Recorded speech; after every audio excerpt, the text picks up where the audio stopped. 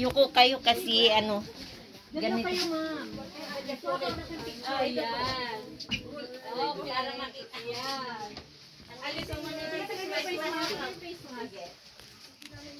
Okay. Oh. Yung tinatawag namin na ulan. Ulan. Ang tawag. Marriage. Dati kasi pag uminom yung, noon kasi pag uminom yung babae na kinakalon-kalon. Yung arranged marriage, pag uminom siya sa tapoy, gusto niya magpakasal dun sa lalaki. Sa tungtungan naman, during tungtungan, pag may nagkagalit, nagkaalitan, tapos gagawin yung tungtungan, yung usapan ng mga elders para mapag-ayos sila. Pag iinom sila ng tapay, that means okay na sila, peace na sila. So hindi siya basta-basta lang nainom ka lang ng tapay dahil gusto mo lang malasing. Yun ang symbol. May mga ritual, importante siya. Yung paggawa, kaya sa paggawa pa lang ng tapay, dapat mabuti yung pakiramdam mo, wala kang kinikim-kim na sama ng loob, maganda yung karamdaman mo para yung paggawa mo ng tapay, yung result niya, masarap yung gagawin mo, yung magagawa mo tapay. Yun po, yung ano ng tapay. So, itidemo po ng Hilot, Bakiwo. Women's organization ang paggawa po ng tapay. So, ibababad sa tubig, tapos ihahalo yung, may grass kasi na angwad ang tawag. Pero this time, nawala na yung grass na tawag ay angwad. Ang ginagamit po nila ay luya. Luya. Tapos, ihulmang ganito, kasi gigilag sa araw. Ito yung ginagamit nilang para ma-ferment yung rice wine. So, ang ginawa nila para mas madali po ihalo, ito po, pinayo na rin po nila para powder. I-sprinkle na lang siya and then halo. So, papakita nila and then yung gustong mag-participate, pwede po. Marami po silang hinanda na pag-practicean.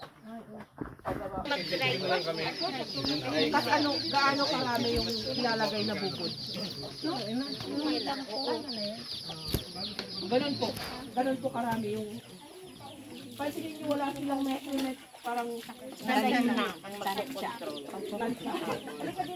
Halika dito. Ada po, kaya niyo po. Dito na imat. Dito, tiraman na yun. Maganda yung wala kang kinikintin na takikinako.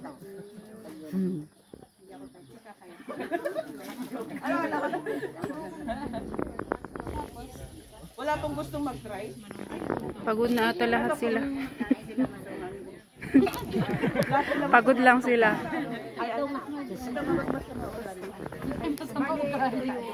Yung pinowder lang nila, binayo.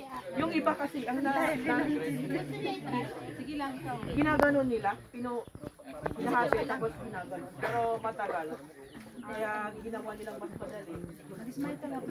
Dinurog na lang po namin.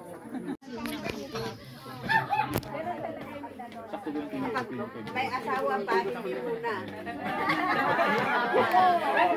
Pag wala, wala. Pag may asawa ka, walang dami-dami muna. Dami-dami sa Maglabing-labing muna, wag muna yung labing-labing. yeah.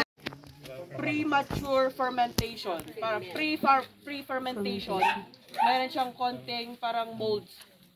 Which is parang maganda siya para maging maganda yung pag-ferment niya. Kasi yeast yun eh. Mag-activate yung yeast.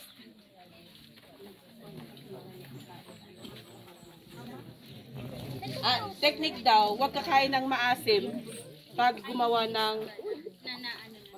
ng tapay para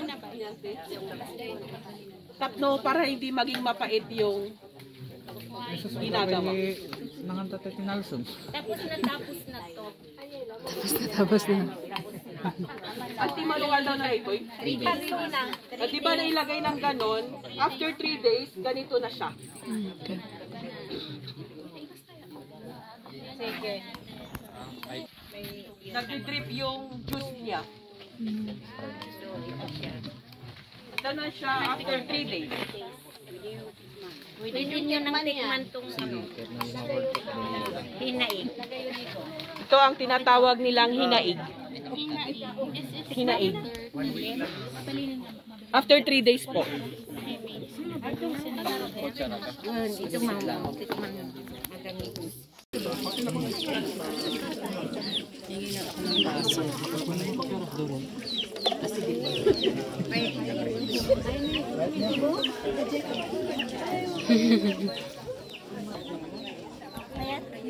Kami nakpay lang.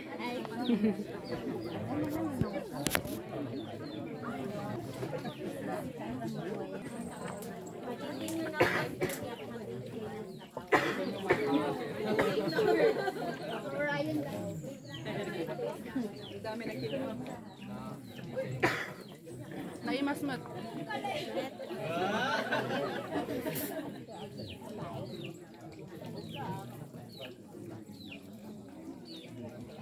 Ano nga yung nga kwan? Ano nga yung pait na pait? Sa iba natin yung mga napait.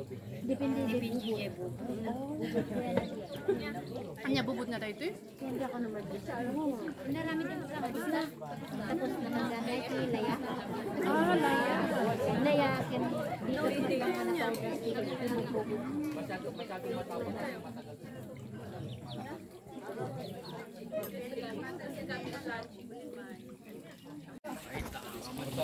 Uwi ka lang dahil. sit lang. Ako magbibili tayo. Sit lang.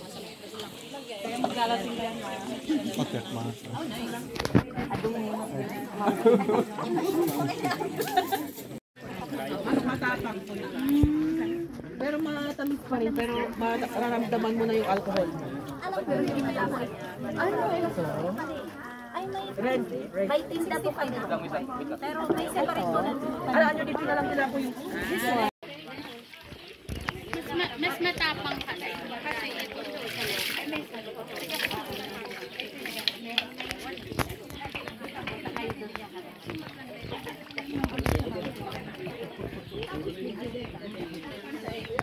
Generous niyo naman po. More blessings po.